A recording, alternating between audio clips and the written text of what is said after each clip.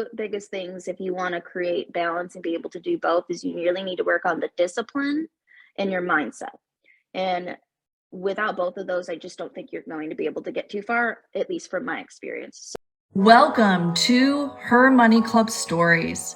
We do not talk about budgets, retirement, or the hustle and grind here. We talk about money, time, and energy freedom. We are here to reimagine our relationship with money, to collaborate and celebrate other women who are doing the same. Have you ever wondered what it would be like to explore your passions and monetize your skills and talents and what lights you up? Can you even make money and a living that kind of life? You can. Her Money Club allows you to explore all of the possibilities to create the time, money, and joy your heart desires deep down. Tune in as we guide you in reimagining your relationship with money.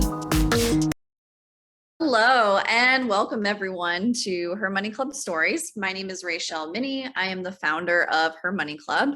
The intention of these beautiful, amazing discussions is to really collect women's stories, share them with all of you of how we've overcome various challenges with money, jobs, passions, everything in between, and the life that we get to design and unfold along the way. So with us today, I have a very special guest, someone who is a part of our Her Money Club Mastermind, which we'll get into a little bit later.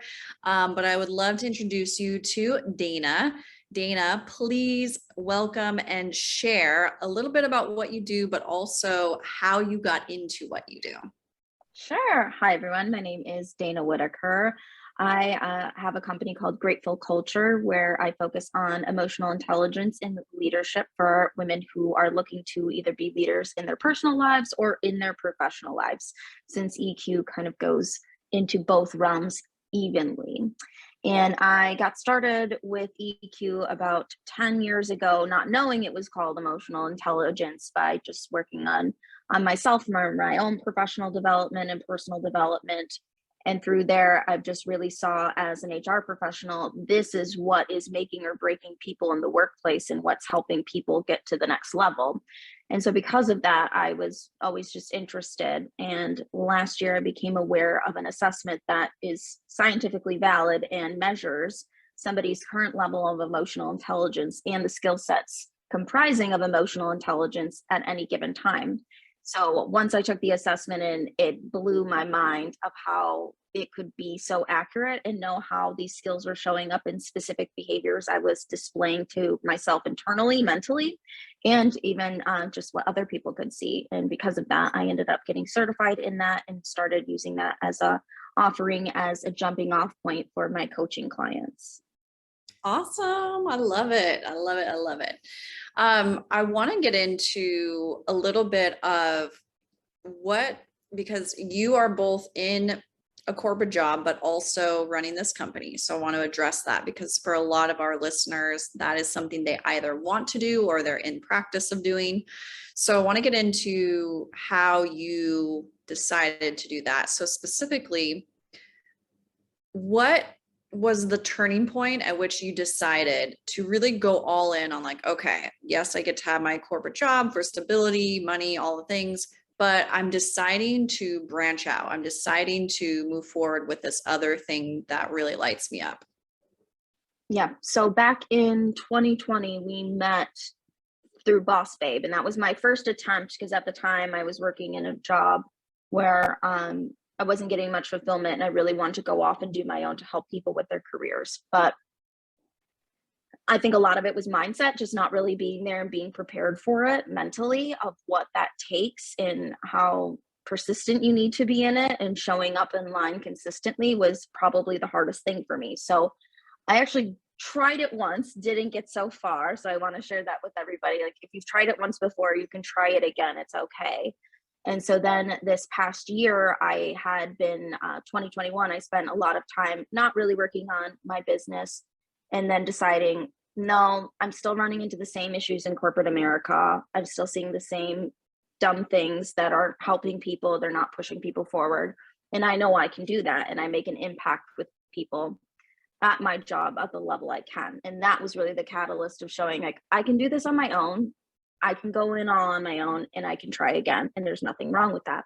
So it really was taking that assessment that also gave me that extra like light bulb moment of showing like, this is why you're not so satisfied in your life with some of these things, because there's a portion of the assessment that shows you like a well-being, and it looks at, you know, your self-actualization, your self-regard, your relationships, optimism. And a lot of that was talking about, if you want more of the things out of your life and to be happier, to grow in those areas. And in those areas of self-actualization, it's pursuing meaningful goals. And I knew I was kind of just stalling out in my career. I wasn't going to move forward at the company because it's not the right environment for me to thrive in. And I think a lot of people feel that way. And so that was the light bulb moment that was saying, no, this is now the time. You have something in front of you that's already proving it out, that you're not following what you really want to be doing. If you want to have that, you need to actually put in the work to do it. So it was a long journey to get to where I was, or where I'm at now, where I decided to really take actionable steps to start my own business. And once I really had the assessment results, looking at them, figuring out what I wanted to do with my life, within a matter of weeks, I set up my LLC and started getting new clients, because from there, it's like the mindset shift really kicked on that was needed. I started showing up more confident. And by doing all the things that I was a little afraid to do, is actually building up my EQ anyways. So I figured I have to practice what I preach when I talk to people. I want to talk about impact, because what impact means to all of us is very different, right? So share with us like what impact means to you and how do you measure it, like for yourself? Because if that's something that fulfills you, is feeling the impact that you create in the world, what does it mean to you? How do you measure it? I honestly think success to me looks like making an impact on other people's lives, whether that be helping them to develop the skill sets to go into a leadership role where they can use their expertise, whether that is just helping somebody find a new position, anything that I can do with EQ that is going to help people realize that this maybe isn't what I want to be showing up as. I want to show up differently.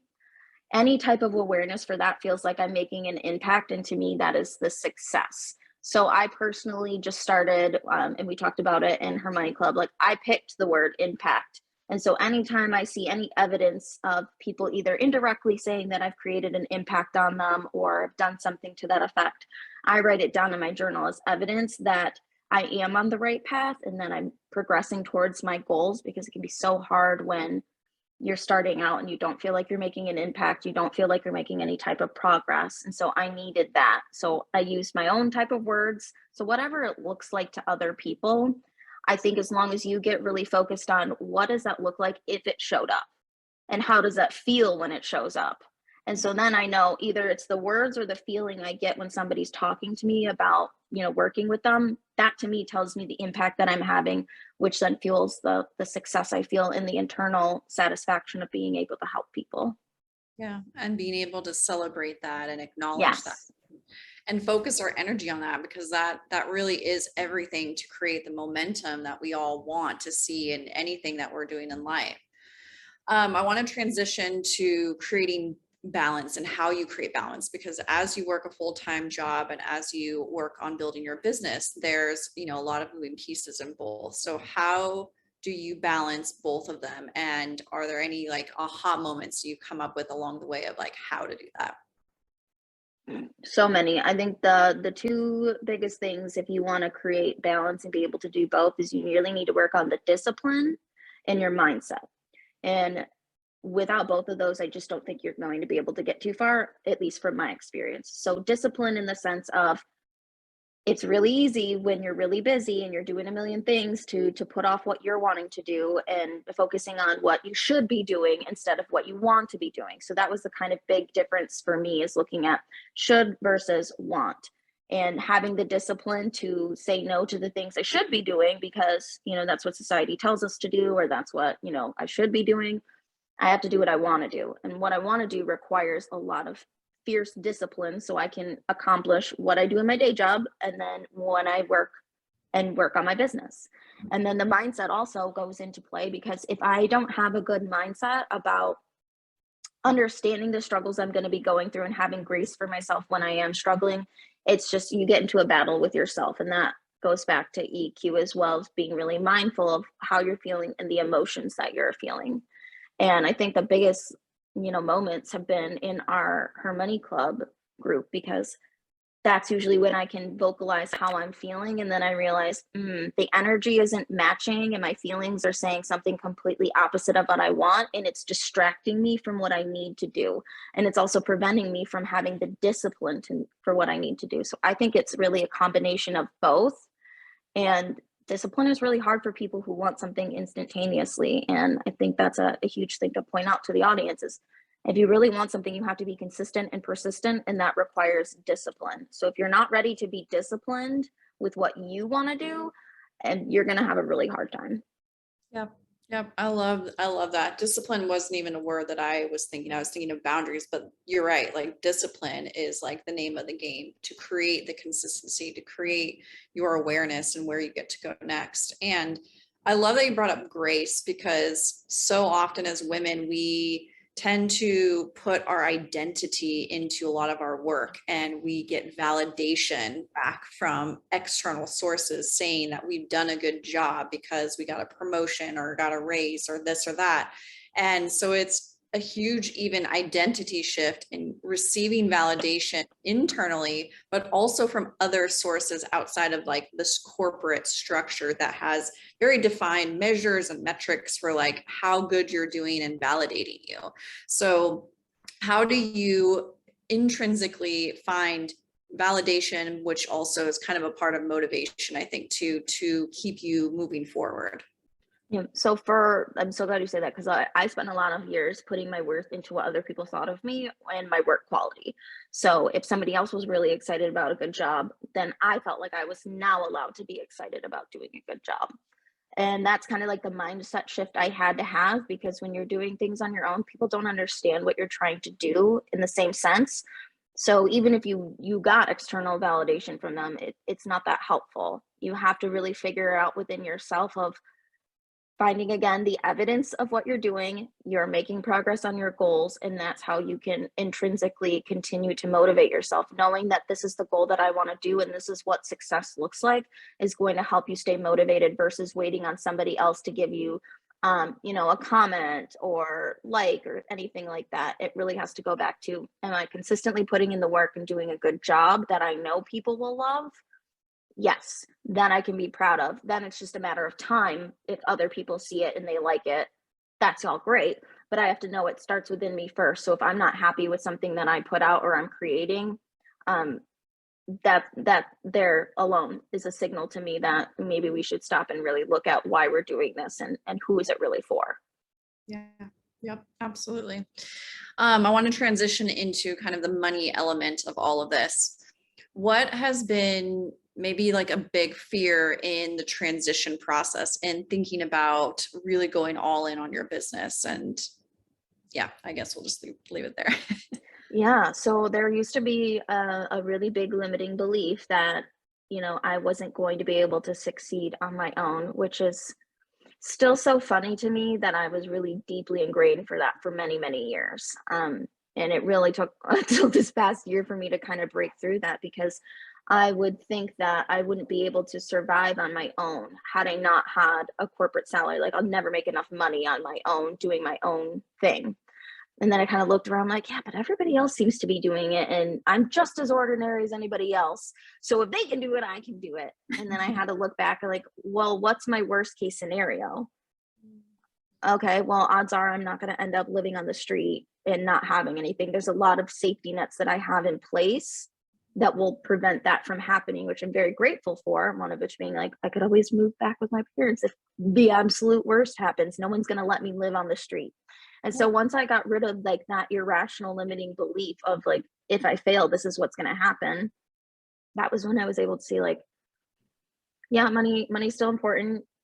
We can work through it and build up our account while we're transitioning out. But the fear of maybe not making enough money in the future isn't going to be what stops you. Like, who cares if it starts off with like $1,000 a year?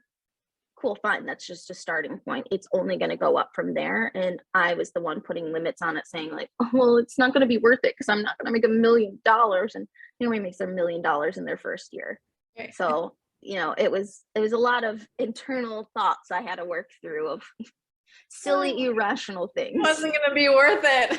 Yeah, that's what I really thought. I was like, well, odds are I'm like never going to be like that. And I'm like, well, you're not going to know unless you start. Right. And like, who said you had to make that? That's not the sign of success.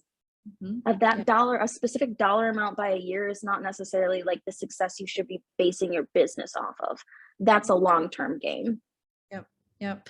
And we talk about that a lot too in the mastermind. Is like, it's about the journey, right? Like I set this arbitrary number of like, hey, let's go to journey to 100K. But we all know that if anyone gets close to that, beyond that, whatever the number is, like there's going to be so much growth in the process, and everyone's getting further along than where they started. So like, that's the whole point, is to be on the journey, be on it together and experience it and be the witness of it for each other. Because I think the element of having kind of a tribe and people around you bearing witness to your greatness supports and holds you accountable to that moving forward. What's been your experience with that? Like, how has that supported you, or what has that done for you?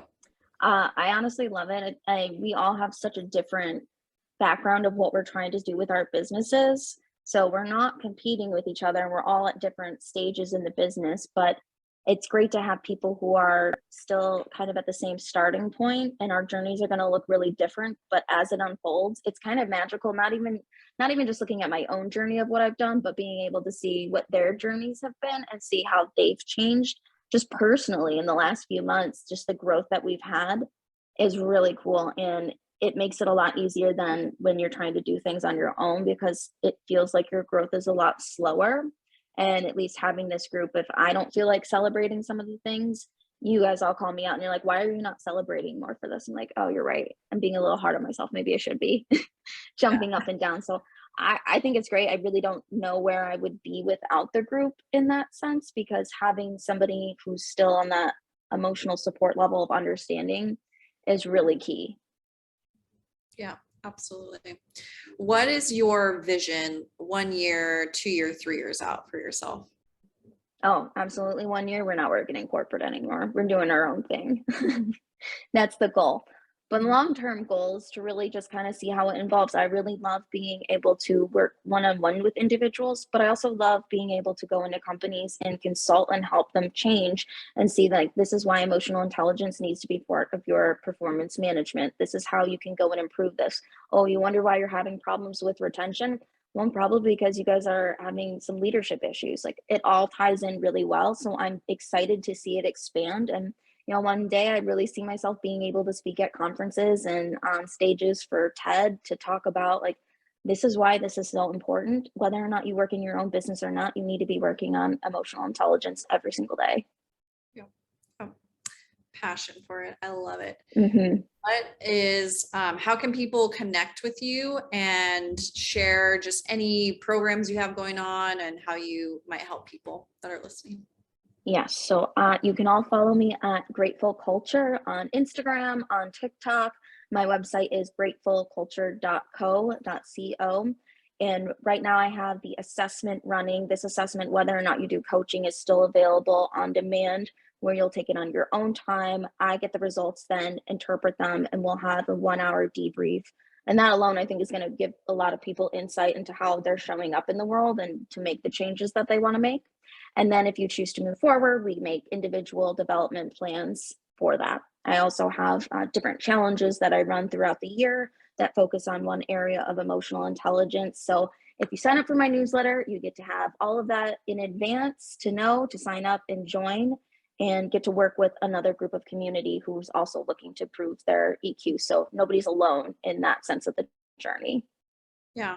And I can vouch because I've been through the experience with you on the assessment process and the debrief process. So I think for me, what was most powerful is really having some validation in a lot of my strengths, but then also being reminded, like, you know, none of us are perfect. There's always room to grow in all of these things constantly. So where is like my next area that I want to focus on to create that growth in leadership, in where I want to expand myself and my journey, and how does that then translate into specific tangible outcomes of what I can create? So I think going through that process, even though I've been through a million emotional intelligent things, it's like, okay, this is again just like back to basics, a good reminder, like these are the things that get to be expanded upon continuously. So I love it. It's amazing.